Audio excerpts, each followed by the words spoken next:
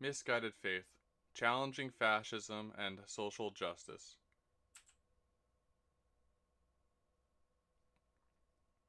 Introduction. Are the methods employed by those who ascribe to social justice and fascism related? Social justice. Background information.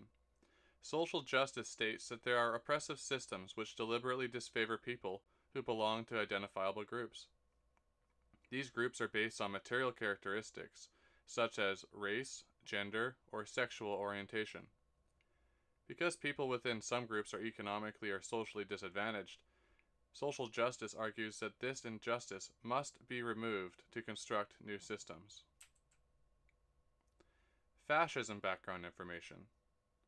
Fascists say that material identity-based outcome differences are natural. Their position holds that this should be embraced by power structures to be rebuilt, accounting for this material identity. Fascists advocate for doubling down on natural differences in outcomes, affording special privileges to more successful groups. And here we have imaged the eagle and fasces on the top right, and Giovanni Gentili, who was one of the first writers of fascism. Narrative substructures, similarities. The narrative substructures of fascism share much with social justice, while differing in narrative superstructure. Both classify people based on material characteristics. Fascists and social justice say there are material differences between groups that create conflict. Both use different arguments and rationalizations to justify their ideas, claiming this means they are different.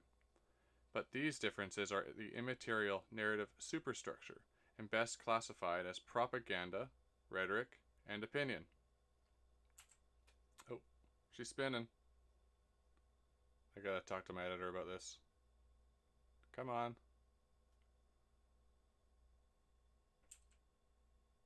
Comparing fascism and social justice. Both fascism and social justice classify based on material characteristics. Both advocate for deconstructing power structures to strengthen society. Both advocate for the utilization of the state to enforce policy. Both put an emphasis on the greater good and for the, quote, collective or general will. And both focus on the results over the means, aka the ends justify the means. Idea focus, material characteristics. Both fascism and social justice focus on material characteristics. The difference is which particular group is characterized as narrative protagonist and antagonist. The fascist-framed dominant identity group is the protagonist predisposed to success. This group is suppressed by various rival antagonists, which undermine the protagonist. Fascists then advocate for narrative justice, the elimination of antagonists from power and redistribution of power to those protagonists. The social justice framed dominant identity group is the antagonist, who dominates by oppressing minority protagonists. Social justice advocates for equity by eliminating antagonists from power and redistributing to the protagonists. Both narratives run in parallel, differentiated in how they assign narrative character, using the same narrative substructures. Idea focus, deconstruction. Step 1. Deconstruct dystopia. Step 2. Step 3. Construct utopia. Deconstruction means to take apart or disassemble. In this context, it means to destroy existing power structures in order that they may be rebuilt.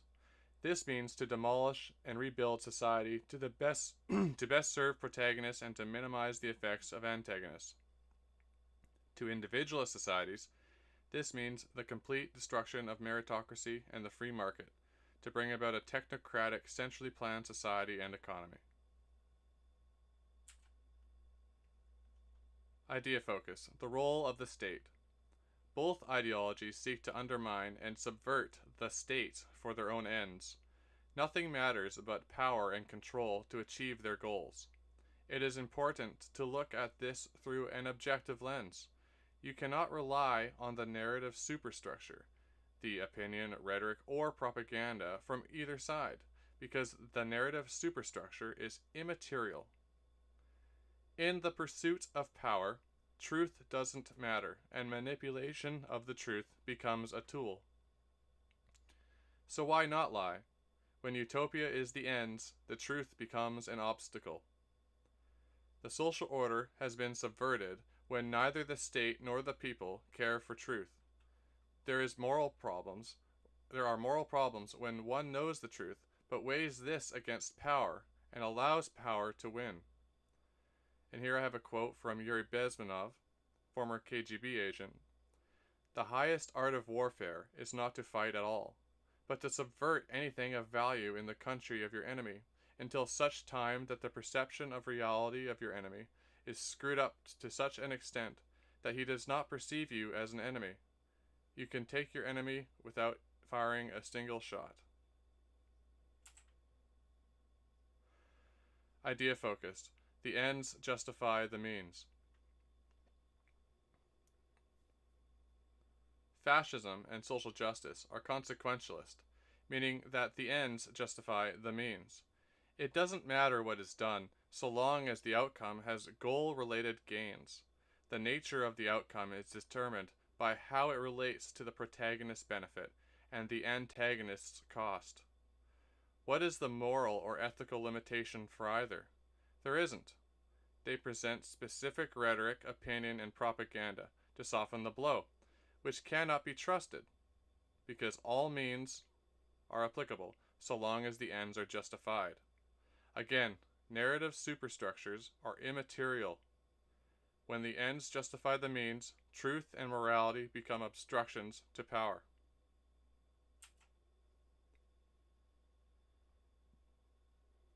Misguided faith masked as rational science. Both infer opposing conclusions from the same observations, but are they opposed or complementary?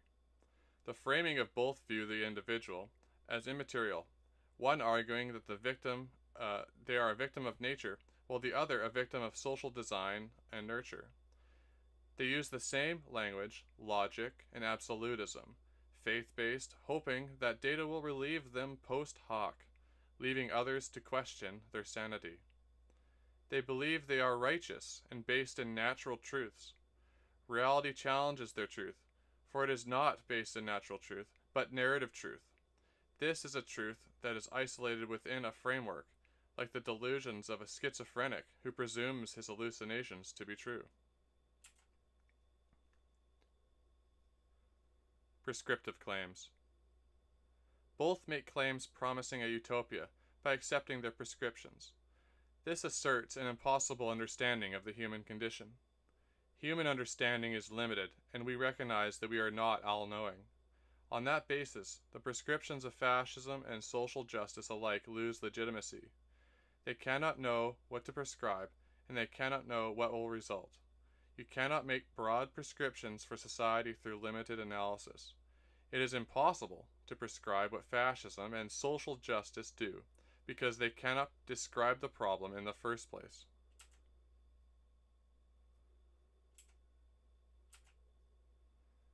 Comparative behavior patterns. Deduced through logical analysis, the prescriptions fail. Using empirical data, there are clear problems in collectivism, fascism, socialism, and social justice. Collectivization led to the genocide of Kulak farmers, millions killed in Ukraine, the Holodomor, and other groups relocated, such as the Tatars. Gulags, Kristallnacht, concentration camps, the Holocaust, Lebensraum, diversity, inclusion, and equity, reparations, segregation, racial policy, including ending civil rights legislation, in order to allow for legal institutionalized racial discrimination, such as the recent 2020 California Proposition 16, which failed. Barely. None of these are descriptive of the human condition, but prescriptive for the human condition, all based on an incomplete understanding of the human condition. None of them worked, and additionally, none described their effects. Ideological presumptions. Both possess ideologically derived presumptions which have no rational defense. If inasmuch as they are based on reality they are rational, then inasmuch as they are based on ideological presumption, they are based on misguided faith and are thus irrational. And the image here we have ideologues shake their fists towards the sky as if to damn reality for not conforming to their delusional fantasy. Incorrect from the base. Collectivists are wrong. We can show their presumptions are based on misguided faith. They say they are based on facts and data, and because their data and facts are incomplete, they are weak and fail to understand the problem. Their claims are logically impossible. Overestimating their grasp on the human condition. It is impossible across any time scale, including the time scale of a human life and the existence of human society, that is culture and knowledge, to fully comprehend the human condition. We just cannot do it. The Hippocratic Oath. Ideologues say they understand enough to prescribe solutions to the problems of the human condition. They say doctors don't need to know everything about you to make a prescription. This is true. Doctors often perform guesswork, occasionally failing to solve the medical issues someone has. But this is often our best shot. The human body is no analogy for the human condition. The suffering person is a limited creature, and a person's suffering is limited to that individual. If a doctor fails to keep this person from suffering, it doesn't affect much else, which the Hippocratic Oath is meant for. When a technocratic bureaucracy fails to perform in prescribing ointments or therapies, they might end up soiling humanity in corrosive acids and poisons. It becomes genocide, like is being perpetuated against Muslim Uyghurs in communist China.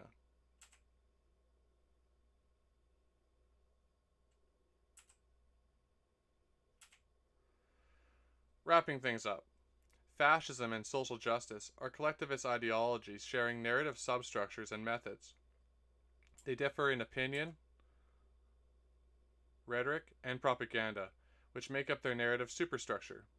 Both come with inaccurate interpretations of the world and the human condition, which they hallucinate as absolute, attempting to write prescriptions for these pathological delusions. They conflate narrative truths with natural truths. Both claim to alleviate human suffering, but cannot form an accurate description of the problem.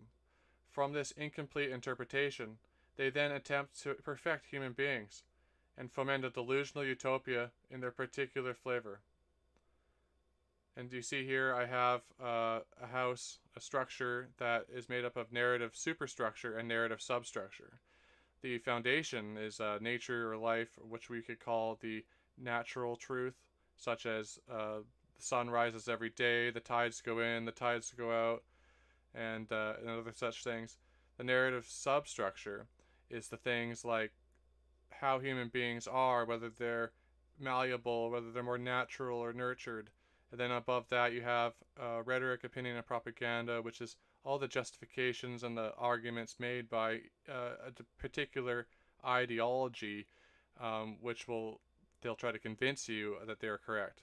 But these aren't based in sort of hard truths. They're sort of supported by things below them. So they're not as important. Oh. Yeah, I don't know what's up with this. It keeps doing it.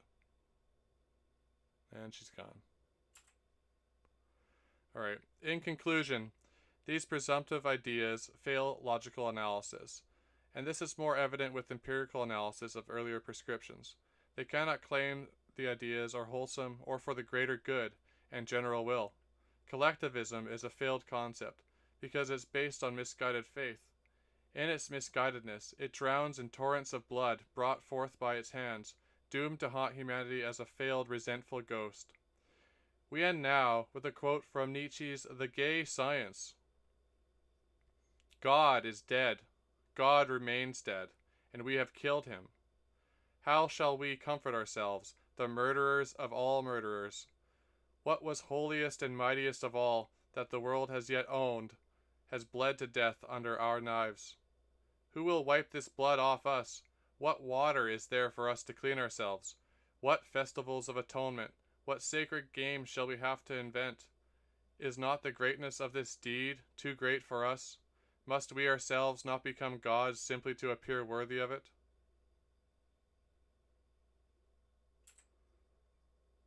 Nope. Oh, he's gone. He zoomed away. And this is just a reminder that you are not immune to propaganda. And, oh, we're spinning out of control. Oh, he's come. Oh, he's gone. Alright, guys, thanks for watching. Please like and subscribe. I'm pretty new, so, you know, anything helps. So, if you thought it was cool,